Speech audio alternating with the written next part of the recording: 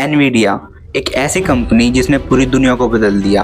अगर आज तुम एआई से बात कर रहे हो, चैट जीपीटी जैसे टूल का यूज़ कर रहे हो या नेटफ्लिक्स तुम्हें कोई मूवी सजेस्ट कर रहा है, टेस्ला की सेल्फ ड्राइविंग है, वो सब पॉसिबल हुआ है एनवीडिया की चिप्स के कारण। ये वो माइक्रो चिप्स हैं जो हर मॉडर्न टेक्नोलॉजी में यूज़ होती है। चाहे तुम इसमें एआई का रेवोल्यूशन लगा लो, स्पेस रिसर्च में लगा लो या मिलिट्री टेक्नोलॉजी में लगा लो। पूरी दुनिया की टोटल जीडीपी है 140 ट्रिलियन यूएस डॉलर और अकेली एनवीडिया की टोटल वैल्यूएशन है 5 ट्रिलियन यूएस डॉलर। मतलब ये कंपनी एनवीडिया पूरी दुनिया की इकोनॉमी का 3.5% हिस्सा अपने पास रखती है। जब कंपनी इतनी बड़ी हो तो उसको प्रोटेक्ट करके भी उतना ही रखना पड़ता है। और जो एनवीडिया कंपनी है वो यूएसए की कंपनी है और यूएसए कभी नहीं चाहेगा कि एनवीडिया किसी और देश के कंट्रोल में हो।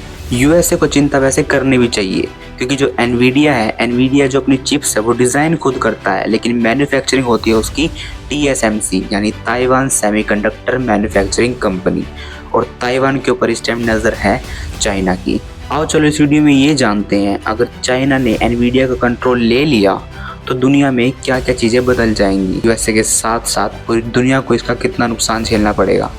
तो आज जानते हैं पूरी सच्चाई इस वीडियो में। एनवीडिया एक यूएसए की कंपनी है, लेकिन जिसने इस कंपनी को बनाया है यानी जेनसन हुआंग, वो है ताइवान का।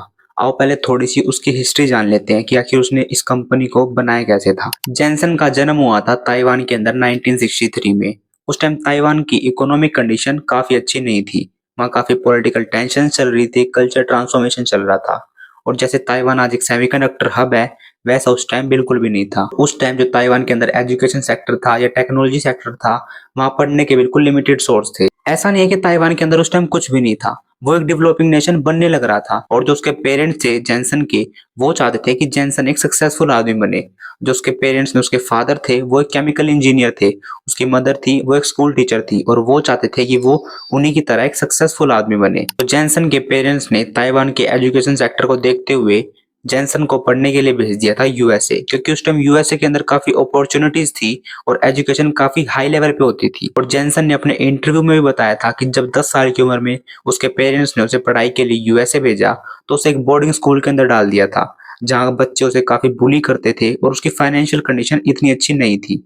तो इसी चीज ने उसको मेंटली इतना ज्यादा स्ट्रॉन्ग कर दिया था कि बाद में एनवीडिया जैसे बड़े जायंट को बनाने में उसकी काफी हेल्प हुई थी। तो जिस टाइम जेनसन यूएसए के अंदर पढ़ाई करने के लिए गया था ना, उस टाइम यूएसए के अंदर भी एक ट्रांजिशन पीरियड चल रहा था। मतलब जो कंप्यूटर्स थे या तो वो सिर्फ लैब में होते थे, यूनिवर्सिटीज में होते थे या कॉरपोरेशंस के पास होते थे।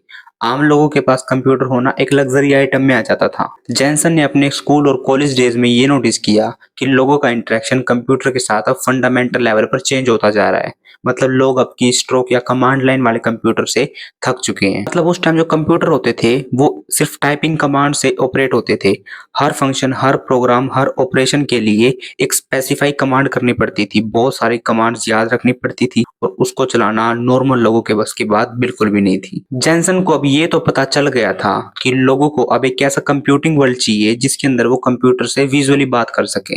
जैसे आज हम कंप्यूटर को कितनी आसानी से ऑपरेट कर सकते हैं, क्योंकि हमारे सामने ग्राफिक्स होते हैं, आइकन्स होते हैं, डेस्कटॉप होता है, जिसे आसानी से हम उसे चला सकते हैं। जेनसन ने अपने दिमाग में जो ग्राफिकल फ्यूचर का विजन बना रखा था कि कंप्यूटर का आगे जाके रेवोल्यूशन कैसे होगा, कैसे उसके अंदर ग्राफिक्स दिखेंगे, कैसे आइकन्स दिखेंगे, उसका वो विजन पूरी तरह क्लियर जब हुआ जब उसने ओरेगन स्टेट यूनिवर्सिटी से इलेक्ट्रिकल इंजीनियरिंग की पढ़ाई कंप्लीट की। उस इलेक्ट्रिकल इंजीनियरिंग की पढ़ाई में उसने कंप्यूटर की इंटरनल बॉडी के बारे में जाना। वहां उसने hardware architecture, silicon physics, micro processor और सर्किट्स के बारे में जाना। इन चीजों के बारे में पढ़ने के बाद उसके दिमाग में फ्यूचर का एक पूरा ब्लूप्रिंट आ गया था कि फ्यूचर कैसे दिखने वाला है, कंप्यूटर्स का क्या रेवोल्यूशन होगा, ग्राफिक्स का फ्यूचर में क्या रोल होगा। ओरेगन स्टेट यूनिवर्सिटी से अपनी इलेक्ट्रिकल इंजीनियरिंग की पढ़ाई कंप्लीट करने के बाद जेनसन अपने आगे की पढ़ाई यानी ग्राफिक्स की पढ़ाई करने के लिए गया स्टैनफोर्ड यूनिवर्सिटी में। और स्टैनफोर्ड यूनिवर्सिटी एक ऐसी यूनिवर्सिटी है, वो ऐसे कॉन्सेप्ट पे रिसर्च करती है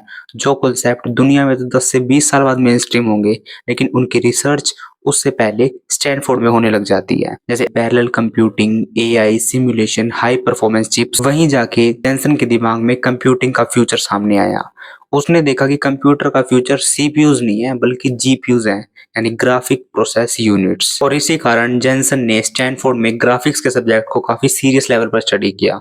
उसने डीपली पिक्सल्स के बारे में, 3D मॉडल्स के बारे में, एनिमेशन का मैथमेटिक क्या होता है, सिमुलेशन कैसे काम करता है, इन चीजों के बारे में बहुत डीपली स्टडी किया। 1990s तक बहुत कम कंपनी थी जो ग्राफिक्स के ऊपर रिसर्च कर रही थी। जो बाकी कंपनी थी वो इस फील्ड को इतनी इंपॉर्टेंस नहीं देती थी क्योंकि उनका पूरा फोकस जाता था सीपीयू के ऊपर। लेकिन जो जेनसन था उसको शायद इस चीज का पता चल गया था कि सीपीयू की लिमिटेशन कहाँ तक है। जो एआई होता है, ग्राफिक्स होता है, सिमुलेशंस होती हैं, उनको एक बार में हजारों लाखों बार कैलकुलेशन चाहिए होती है। लेकिन सीपीयू इन चीज में स्लो पड़ जाता है क्योंकि वो इतनी भारी कैलकुलेशन एक बार में नहीं कर सकता। एग्जाम्पल के लिए ये वीडियो देखो। Let me speed it up.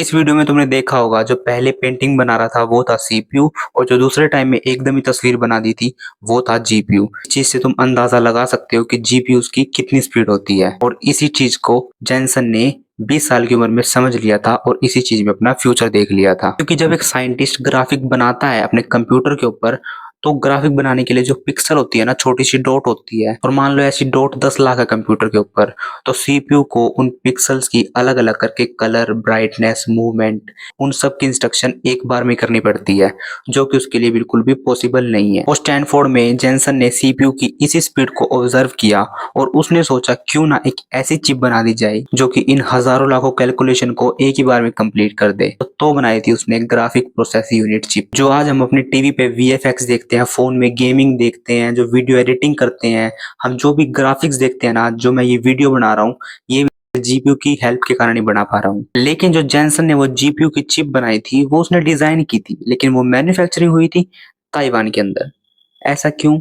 आओ जानते हैं ये भी। टीएसएमसी यानी ताइवान सेमीकंडक्टर मैन्युफैक्चरिंग कंपनी, जो कि ताइवान में बनाई गई थी 21 फरवरी 1987 को। इस मैन्युफैक्चरिंग प्लांट को बनाने के बाद इनके इंजीनियर की सिर्फ एक आइडियोलॉजी थी, तुम सिर्फ हमको डिजाइन दो, मैन्युफैक्चरिंग करने का काम हमारा है। क्योंकि टीएसएमसी ही पूरी दुनिया में एक ऐसा प्लांट है जिसके पास पूरी दुनिया में सबसे ज्यादा एडवांस टेक्नोलॉजी है चिप्स बनाने के लिए। क्योंकि टीएसएमसी के प्लांट में 2 नैनोमीटर से लेके 3 नैनोमीटर की ultra small, ultra fast chips बनाई जाती है, जो कि पूरी दुनिया में किसी और फाउंड्री में नहीं बनाई जा सकती। 2 नैनोमीटर और 3 नैनोमीटर सुनने में इजी लगता है, लेकिन जो 2 नैनोमीटर का टुकड़ा होता है काफी छोटा होता है और उसी के ऊपर ट्रांजिस्टर और सर्किट लगाना काफी मुश्किल हो जाता है। ताइवान का ये मैन्युफैक्चरिंग प्लांट हर साल अपनी टेक्नोलॉजी को एक लेवल ऊपर पुश करता है। एक लेवल ऊपर पुश करने का मतलब ये कि जो उसके अंदर ट्रांजिस्टर होते हैं, चाहे तो उनको और छोटा कर देते हैं, जो उसकी लिथोग्राफी प्रोसेस होती है उसके अंदर और एक्यूरेसी डाल देते हैं, या उसका सिलिकॉन वेफर होता है उसके अंदर जो प्रिंटिंग होती है उसे और सही से करते हैं।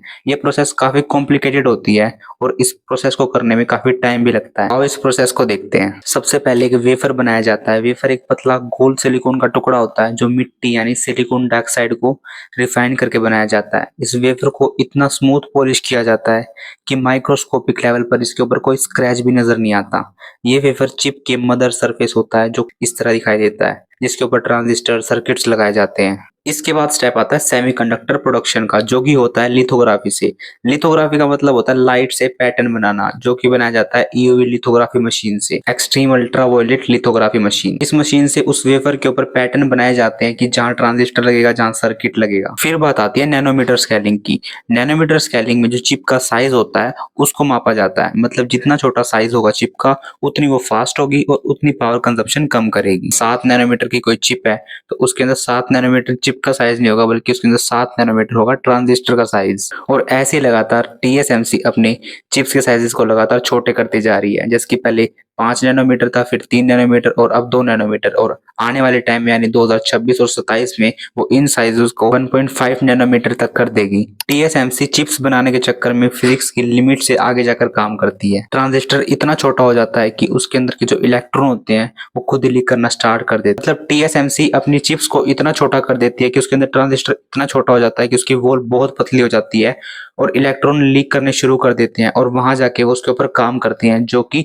काफी इम्पॉसिबल लगता है, लेकिन वो फिर भी इस काम को करते हैं। और इसी कारण टीएसएमसी के एप्पल, एएमडी, क्वेलकॉम, वो कंपनी जो स्नैपड्रैगन चिप्स बनाती है, इंटेल, गूगल, माइक्रोसॉफ्ट जैसे बड़े जाइंट कस्टमर्स हैं। ये तो होगी सारी टेक्नोलॉजी की बात, लेकिन इसके अंदर एक पॉलिटिकल एंगल भी आ जाता है, और अगर ये पॉलिटिकल एंगल सच में सही हो गया तो शायद पूरी दुनिया की टेक्नोलॉजी दांव पर लग जाएगी। चाइना ताइवान के पीछे आज से नहीं बल्कि 1949 से ही पड़ा है, जब चाइनीज सिविल वॉर खत्म हुई और कम्युनिस्ट पार्टी ने मेनलैंड पर कब्जा किया था। चाइना के अंदर दो पावरफुल पॉलिटिक ग्रुप थे, एक थी चाइनीज कम्युनिस्ट पार्टी और दूसरी थी कुओमिंतांग, जिसे लोग नेशनलिस्ट पार्टी भी बोलते थे। इन दोनों पार्टीज को लगता था कि यही चाइना की असली सरकार है। इस चीज के लिए इन दोनों के बीच कभी कभी लड़ाई भी होती थी, लेकिन ये लड़ाई धीरे धीरे करके एक सिविल वॉर के रूप में बदल गई थी। 1946 में सेकेंड वर्ल्ड वॉर खत्म होते ही चाइना की जो ये दोनों पार्टी थी, कम्युनिस्ट और नेशनल पार्टी, इन दोनों के बीच फुल स्केल वॉर शुरू हो गई थी। जो कम्युनिस्ट पार्टी थी इसको लोकल लोग काफी सपोर्ट करते थे। इन्हीं लोकल लोगों को कम्युनिस्ट पार्टी ने एज ए आर्मी यूज किया,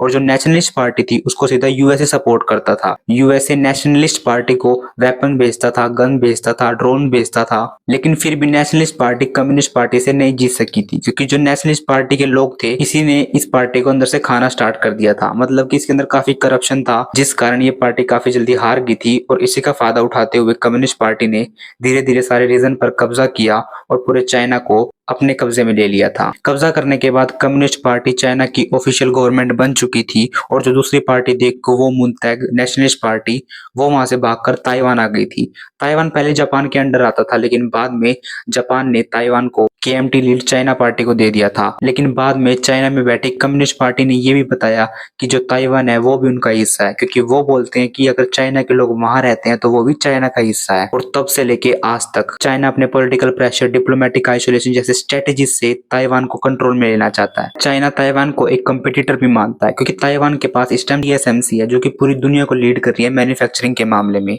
पूरी दुनिया के जितने भी बड़े बड़े जाइंट्स हैं वो उसके अंडर हैं, और शायद यही चीज चाइना को खटक रही है, क्योंकि चाइना कभी नहीं चाहेगा कि उससे ऊपर कोई टेक्नोलॉजी में जाए। तो ये इमेजिन करो, अगर चाइना ने ताइवान के ऊपर अटैक करके टीएसएमसी को अपने अंडर ले लिया तो क्या क्या होगा। पहले जो टीएसएमसी अपने मैन्युफैक्चरिंग प्लांट में चीजें बनाता है वो सारी रुक जाएंगी, क्योंकि वार के बीच सारी ग्लोबल चेन सप्लाई कोलैप्स हो जाएगी। या फिर चाइना टीएसएमसी को नेशनलाइज करके अपने इकोसिस्टम में ऐड कर लेगा। लेकिन सबसे बड़ी दिक्कत यहाँ आएगी कि टीएसएमसी के एडवांस फैब्रिकेशन टूल जैसे ईयूवी मशीन, एएसएमएल, इन सारी मशीन्स को नेदरलैंड, यूएसए और जापान कंट्रोल करता है, और ये तीनों देश कभी नहीं चाहेंगे कि ये मशीन्स चाइना के हाथ जाए, क्योंकि ईयूवी से बनने वाले chips missile, fighter jet, AI weapon, satellites, computer और रॉकेट्स में लगते हैं, और यूएसए कभी भी नहीं चाहेगा कि उसका राइवल चाइना के पास ये मशीन जाए जिससे वो इन चीजों में यूएसए से आगे निकल जाए। यूएसए ने वो मशीन टीएसएमसी को कुछ सोच समझ कर ही दी है, क्योंकि जो वहां पे इंजीनियर है टीएसएमसी के, वो उनको यूएसए लाना चाहता है, क्योंकि टीएसएमसी जैसा सेम प्लांट वो अरिजोना में भी बना रहा है, क्योंकि उसको पता है ताइवान के ऊपर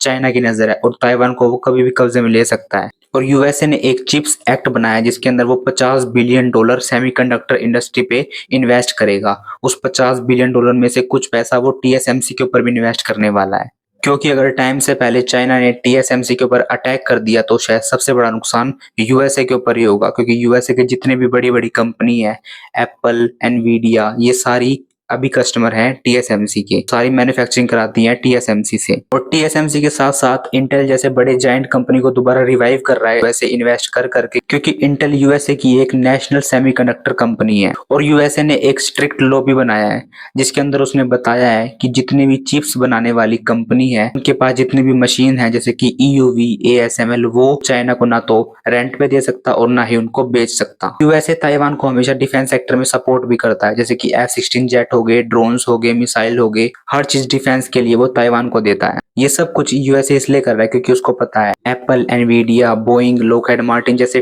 टेक और डिफेंस इकोसिस्टम पूरा चिप्स के मामले में टीएसएमसी पर डिपेंड है। अगर टीएसएमसी को कुछ हुआ इसका इफेक्ट सिर्फ यूएसए पे नहीं पूरी दुनिया पे गिरेगा। 60 से 75% जितनी भी चिप्स हैं उनकी मैन्युफैक्चरिंग टोटली बंद हो जाएगी। ऐसा नहीं है कि टीएसएमसी के अलावा कोई और पूरी दुनिया में मैन्युफैक्चरिंग प्लांट है नहीं जो ऐसी चिप्स बना सके। बना तो सकता है लेकिन उनके पास ऐसी टेक्नोलॉजी नहीं है जो इतनी फास्ट चिप बना सके, जो फोन में इतनी फास्ट काम कर सके या इतनी छोटे साइजेस में बना सके। और ये थी आज की हमारी वीडियो। पसंद आई हो तो सब्सक्राइब करके जरूर जाना और कमेंट करके जरूर जाना। अगली वीडियो किस टॉपिक पर चाहिए।